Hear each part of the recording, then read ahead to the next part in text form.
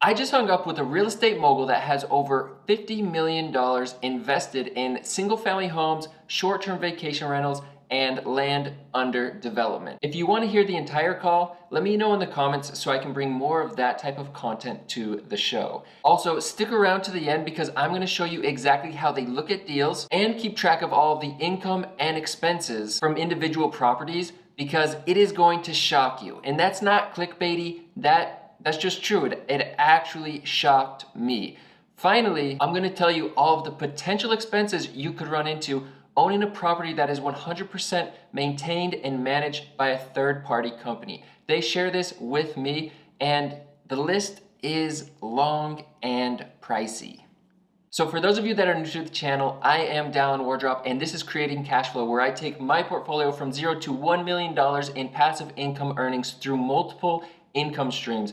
One of those is real estate, and I'm a complete real estate noob, so I am going to be sharing all of my learnings, phone calls, everything that I can take home and I feel like is actionable and worth sharing. I'm going to be sharing it here. I also love to kick off these shows with a little nugget of wisdom, and today we are getting that from Anne Burrell, who said, "Part of being successful is about asking questions and listening to the answers." It is one thing to hear the answers, and it's a whole other thing to actually listen. And I actually will talk about this later in the show today, because there's a really good example where I share something with this real estate tycoon, and their answer back to me, or I asked them a question, their answer back to me is something that I heard I don't really want to listen to, but that might be the price I have to pay for success. So this quote is for me today. Also, if you want to save some time, I recommend you listen to this on 1.25 speed or even faster, whatever works for you. But let's jump into it. So like any newbie investor, anyone that's new getting into real estate, the thing I wanted to know is where should I start? And just me thinking about this alone, I really wanted to get into single family homes. I thought the idea of buying one home every single year for the next 10 to 15 years would be very, very cool. And as I have looked for homes and started reaching out to realtors and talking to realtors about my goals, what I'm trying to do, almost every single one of them immediately says, well, why are you looking at single family homes? Why not multifamily properties? And frankly, I don't know, single family homes just make sense to me. Multifamily properties I've never really thought about until I started making all of these phone calls, single family versus multifamily. And there are tons of YouTube videos addressing this, whether you should go with single family or multifamily. And when I was watching one of them, I heard some really good advice. I'll try and link the video down below. I'm not sure if I'll be able to find it again, but basically this real estate investor said there are multimillionaires who have invested in multifamily properties, and there are multimillionaires who have invested in single family homes. He's invested in both. His takeaway is the grass always looks greener on the other side, but the reality is you just have to stick with one, become an expert, and don't try and do a single family home, but it's not working out great. So rather than learning and making it right on your next single family home, you then jump to a multifamily property, because you're likely to run into the same or similar issues again, because you're not quite an expert in single family homes or multifamily homes. So his advice is don't think that the grass is always greener, stick with one and become an expert. And once you're an expert, if you want to move to the other, then you can go to the other. I thought that was some pretty good advice, especially for me, because I'm noticing that I'm running into a little bit of analysis paralysis before I even make a move on one of these things, because I look at single family homes and think, oh, there's so many good opportunities there. And then I go and look at multifamily properties and I'm like, whoa, I mean, the cash flow could be a little bit better here. So now let's get into the advice of the phone call that I had discussing this very topic with our real estate mogul friend. So I asked them point blank, single family homes or multifamily properties. They said that the ultra wealthy people that they personally know own single family homes. And not only that, they have become an expert in single family homes in a particular market. They gave me an example of a friend of theirs that owns hundreds of homes in Phoenix, Arizona. That's his market. that's exactly what he is the expert at, buying single family homes in a specific market. And this person's made an absolute killing. So in their experience, they've heard more good success stories with people, the ultra wealthy people they know, owning single family homes as opposed to multifamily properties. Reason number 2 is they said that appreciation tends to be a bit higher with single family homes. One of the really interesting things is that they talked about the psychology of people wanting to own a home. So they're willing to pay more money for it. Basically, they're willing to pay over market price because there's a sense of ownership, there's a sense of pride that comes along with buying your first home. So if you buy a single family home and you're willing to hold that for 5, 10, 15 years, the appreciation is very likely going to happen.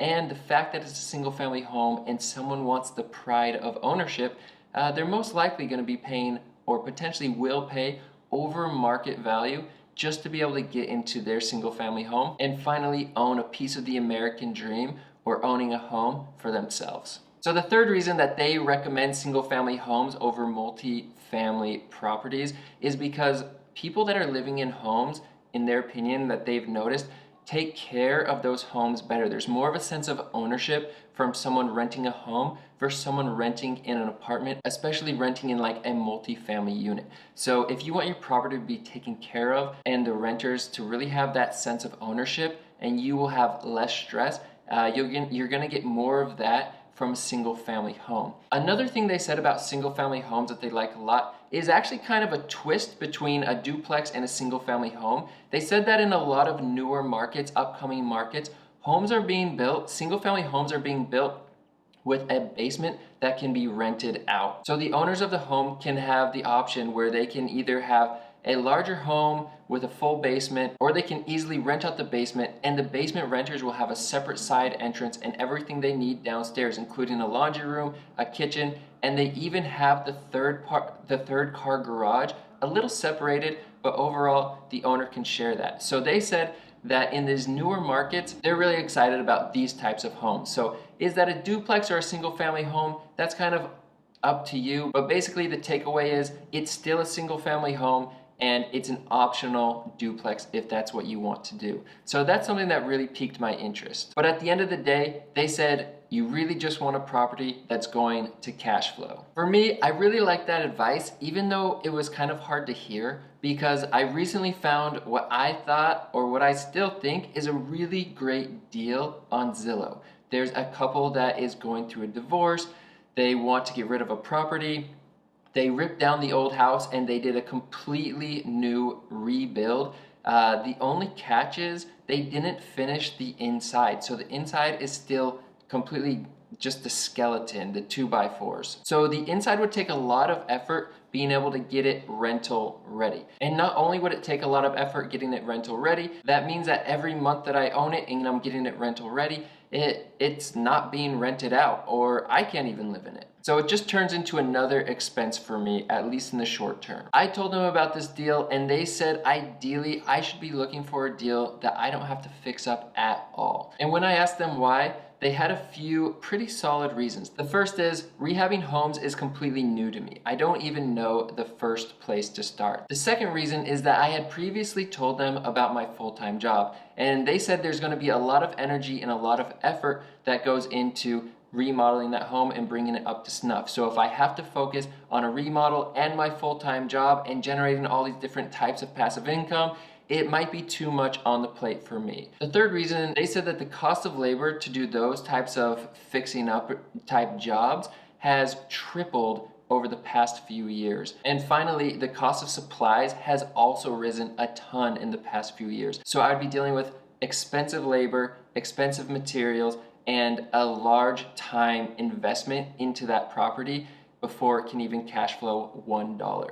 So they think that's not the property for me, even though I was pretty excited about it, and I'm trying to get around to actually listening to them and realizing that they're probably right. Maybe I should learn a thing or two from our quote earlier. Next, I asked what markets I should be looking at, and they had a really good thing that I hadn't necessarily thought about earlier, but with the pandemic and the housing boom, they said there was a number of markets that just absolutely popped off and grew at incredible rates, but are starting to come back down, and they're actually coming back down pretty quickly. So they said that you want to find a market that is growing rapidly, and you want to find a market that has a demand for homes, and the demand for homes is greater than the rate at which they're able to build those homes. That way, the home appreciation will be greater, and people are more likely to enter into a rental agreement because they can't just go buy a brand new home that just got built because there just aren't enough of them on the market. They also said the market has adjusted from a seller's market to a buyer's market. So we're finally moving into a place where, as a buyer, I can start negotiating with sellers, where beforehand I didn't put down any offers, but I've heard the craziest stories where people would come in 50 grand, 100 grand over asking price and not even get the home. So the market was crazy, but it's coming back down, and it seems to be cooling off a bit, which is great for those that are looking to buy. I also happen to know about one of their properties that generated $30,000 in 1 month this last summer. That's right on the beach, a 3-bed, 3-bath condominium. And I asked them if I should be looking into a property like that. And they didn't say yes, and they also didn't say no. But what they did say is that the properties that they're investing in now are way different than how they would have invested when they were in their 20s and 30s. Now let me explain, because they were generous enough to send me over a lot of the details of this deal and the income and expenses of it. So they were able to buy this property through a 1031 exchange, which essentially means they paid cash for this property. So each month, out of their gross cash flow, they only have to take out expenses. They don't also have to deal with a mortgage payment. So I told you that I would show you exactly how they keep track of their expenses and income for the property, and that it would absolutely shock you. They texted me a picture of this particular investment, which is a short-term rental property. It has 99% occupancy and generates over $6,000 a month in truly passive income. So here's the shocking part. It is all kept on a piece of paper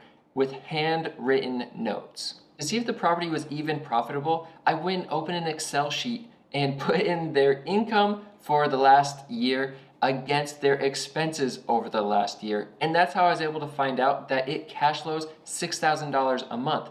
But they do it all by hand. Their income, written by hand. Their expenses, written by hand. So my takeaway from that is just do what works for you. I think a lot of times I overthink things and think we have to figure out exactly how to manage this, maintain it, figure out all the numbers.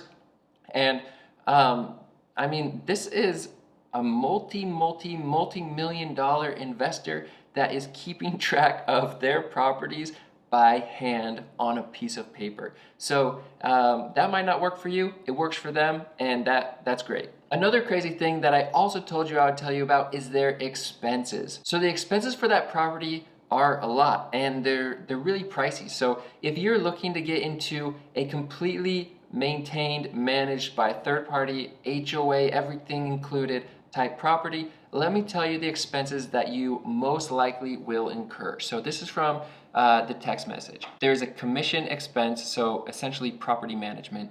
There's a property tax, which is crazy. It's over $20,000 for the year. A property inspection, HOA fees, which is it's over $1,000 a month. There's the electrical bill. There's insurance payments for the entire property. There's unit insurance, transfer fees, title insurance, assessments, closing fees. They also included their travel to go inspect the property, work orders, and COVID-19 cancellation fees. So not all of those are recurring fees, but frankly, most of them are. And those fees total over $40,000 for the year, which that's a lot. So I guess I learned a lot about what they meant by saying that their investments in their 20s and 30s would be drastically different than the investments that they're making now. And let me explain to you why. With that many expenses, they are cash flowing because they own the property outright. But I would have to go take out a loan. My mortgage payment alone would be about $6,500 according to the mortgage calculators that I can find online. And with another $6,000 to $7,000 in expenses per month, I'm calculating that I would have to come out of pocket $6,500 every single month just to break even on that property. So for me, paying off a mortgage and the interest that comes with a mortgage and all of those expenses, that would be a horrible deal for me. But for them, being able to do a 1031 and take advantage of the tax benefits from a 1031 exchange and put their money, buy a condo like that outright, and then be able to cash flow $6,000 a month on average, 30 grand in the summer months, less in the winter months.